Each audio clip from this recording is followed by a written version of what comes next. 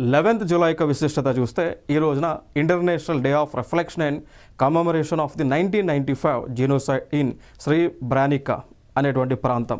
So దీన్ని గుర్తించుకొని మనం ఈ యొక్క నిర్వహిస్తూ ఉన్నాం.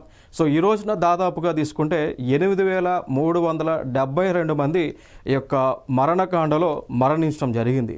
సో వారి గుర్తుగా వారిని స్మరిస్తూ వారి యొక్క త్యాగ ఫలితాన్ని గుర్తుగా ఈ రోజున ప్రపంచవ్యాప్తంగా కూడా ఈ యొక్క జీనోసైడ్ వ్యతిరేకంగా మనం ఈ యొక్క క్యాంప్స్ని నిర్వహిస్తూ ఉంటాం, అవేర్నెస్ని ప్రజల్లో కల్పిస్తూ ఉంటాం.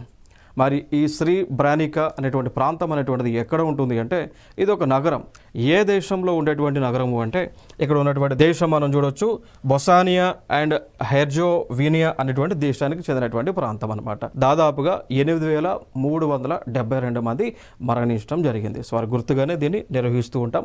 సో అదేవిధంగా ఇక ప్రపంచ దేశాల్లో కూడా ఈ జీనోసైడ్ అనేటువంటిది జరగకుండా ఉండడానికి ఎటువంటి చర్యలు తీసుకోవాలి అనేటువంటి చర్యలన్నీ కూడా ఐక్యరాజ్య సమితి యొక్క నేతృత్వంలో ప్రపంచ దేశాలన్నీ కూడా తీసుకోవడం జరుగుతుంది.